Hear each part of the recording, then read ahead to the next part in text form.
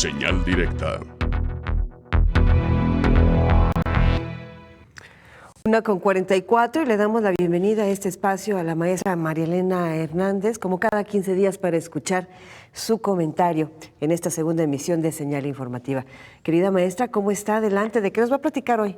¿Cómo estás, Josefina? Buenas tardes a todos. José Ángel, pues huele a vacaciones. Ajá. Y el tema que quiero abordar es ¿qué tan seguro es viajar en México o a México? Precisamente por el periodo vacacional.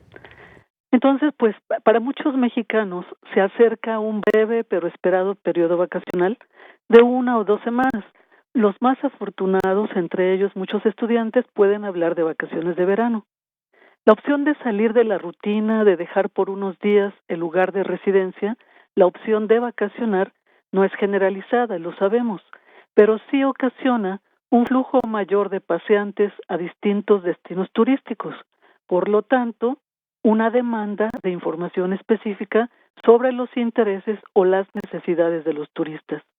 En nuestro país, desde hace más de 10 años, desafortunadamente, una de estas necesidades es conocer qué tan seguro es viajar hacia el lugar a donde quiero ir. Se trata de un tema que no podemos ignorar, aunque estemos aparentemente acostumbrados a noticias cotidianas sobre asaltos, secuestros, asesinatos, robos y contaminación de las aguas en playas altamente visitadas, entre otros posibles inconvenientes de viaje. Las informaciones de campañas turísticas como Conozca México Primero, una campaña que inició hace al menos 40 años y que ha tenido versiones similares a lo largo de las décadas, tienen un fin muy importante. Pero estas campañas no son suficientes en el entorno actual. Por más que amemos a nuestro país y que entendamos un poco de sus costumbres, o que además ya no nos sorprendan las malas noticias sobre asuntos de seguridad, no podemos simplemente pensar qué echar en la maleta antes de salir del viaje. En mi búsqueda personal, para reafirmar o reconsiderar mi interés, yo quería ir a una reserva natural en el sureste, no voy a ir. Encontré alertas de viajes de los gobiernos de Estados Unidos, de Alemania y de Gran Bretaña para sus connacionales, pero no encontré nada desde las instancias oficiales mexicanas que aconseje o prevenga a los turistas nacionales que quieren conocer México primero. Lo más actual que pude ubicar fue publicado por la Secretaría de Turismo sobre el banderazo de salida de Los Ángeles Verdes para vacaciones de verano, un banderazo que dio el secretario de Turismo Miguel Torruco Márquez el pasado 12 de julio. El comunicado nos recuerda que Los Ángeles Verdes se crearon en 1960 para ofrecer orientación, asesoría, asistencia telefónica y mecánica, auxilio y apoyo durante todo el año a los turistas y también auxilio a la población en caso de contingencias o desastres naturales. Y se informa que se les puede llamar a través del número gratuito 078. Todo esto está muy bien. ¿Hay algo más que debamos saber según la ruta o destino cuando queremos viajar para conocer México? Encontré numerosas alertas de viaje para extranjeros que sus embajadas o gobiernos emiten cuando consideran que hay nuevos riesgos para regiones específicas. Algunas de estas alertas son oportunas, pertinentes, porque se refieren a riesgos irrefutables. Otras muestran el efecto informativo de la descontextualización, porque magnifican o generalizan situaciones que obedecen a momentos y lugares específicos. Por ejemplo, Alemania emitió en mayo pasado una alerta para no viajar a Puebla por aumento de violencia de huachicoleros. Esta es una nota de la jornada. Habría que leer el documento alemán para saber si los alemanes nombraron huachicoleros a las personas a las que se refiere el riesgo. Gran Bretaña lanzó una alerta para turistas que viajen a México enfocándose en crimen, inseguridad, cocodrilos, la situación política, huracanes, oleadas de migrantes y el virus del Zika, según reportó sin embargo el 30 de mayo pasado. En este caso, además de la sorpresa por los cocodrilos, Hay que reconocer que la embajada británica recomendó a sus ciudadanos que quieran viajar a México que investiguen a profundidad el destino al que quieran arribar, porque la inseguridad y la violencia se concentran en áreas geográficas específicas. Pregunta local: ¿y cómo lo van a investigar? ¿A través de la nota policíaca? ¿Acaso hay información confiable de la Secretaría de Relaciones Exteriores o de la de Turismo mexicanas que puedan orientar a los ingleses, bueno, también a los mexicanos? ¿Por qué no hay alertas para viajeros internos? ¿Es parte de nuestra idiosincrasia mexicana? ¿Nos viene en la impronta cultural saber qué hacer? Entiendo que se trata de no afectar al turismo como actividad económica. También sé que los problemas de inseguridad son multifactoriales y no se pueden resolver con buena voluntad o información oficial. Pero al mismo tiempo que otras secretarías analizan cómo reorganizar las estructuras para que podamos hablar de un entorno más seguro, a la vez que se ponen en marcha estrategias de seguridad pública, hace falta que se piense la comunicación pública del sector turismo, de manera que sin autoboicotearse y sin mentir, nos brinden orientación para actuar en forma prudente y no con miedo, cuando los mexicanos intentamos conocer México en tiempos de descanso. Si nos apegamos a las recomendaciones del gobierno estadounidense, que ha clasificado a los 32 estados de nuestro país según el grado de peligrosidad para viajar, no hay que viajar.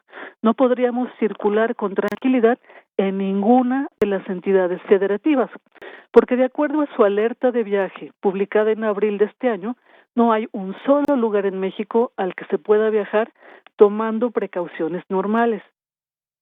En el 50% del territorio, es decir, en 16 estados, hay que tomar precauciones adicionales. En el 34, son 11 estados, 34%, hay que reconsiderar el viaje. Entre esos lugares se encuentran Jalisco y Nuevo León, así que reconsidérenlo. Para el 16% de los territorios del país, la recomendación del gobierno estadounidense es tajante: no vayan. Se refieren a Colima, en donde hay más riesgo de secuestro, homicidio y delitos violentos según su informe. Siguen Guerrero, Michoacán, Sinaloa y Tamaulipas en ese orden. Entonces, ¿qué hacemos? ¿Vamos o no vamos? Más allá de llevar repelente por si el Zika, el dengue o el chikungunya, ¿qué pueden hacer en materia de comunicación pública las secretarías de Turismo y Relaciones Exteriores?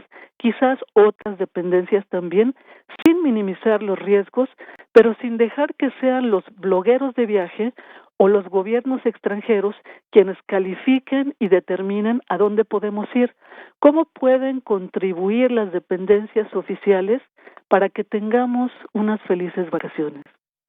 Dejo más preguntas que comentarios, Josefina, José Ángel, y efectivamente tomaremos unas vacaciones. Maestro, entonces, ¿se va a animar al sureste?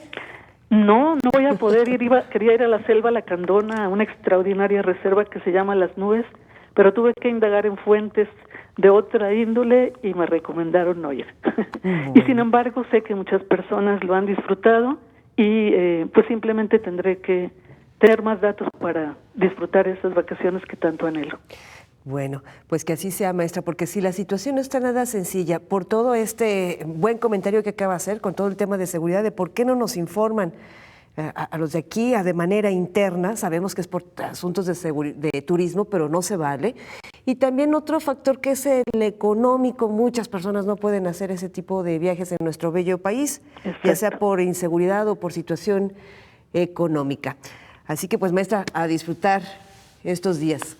Solo cierro diciendo, sé que no es cuestión solo de información, pero ayuda mucho buscar estrategias que, apegadas a otros procesos, nos orienten para no vivir con el miedo, no paralizarnos y tampoco arriesgarnos. Les deseo lo mejor a todos. Igual para usted, maestra, buen viaje. Hasta luego. Gracias. ¿Usted qué opina? 1:53.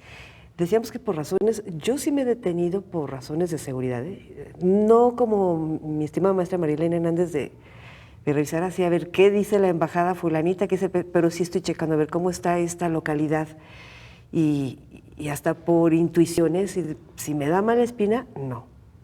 En días pasados, fuera de micrófono, platicábamos tú y yo acerca de ello, porque incluso hubo algunos comentarios por parte de nuestro público después de esta encuesta de percepción en materia de seguridad que realizó el INEGI.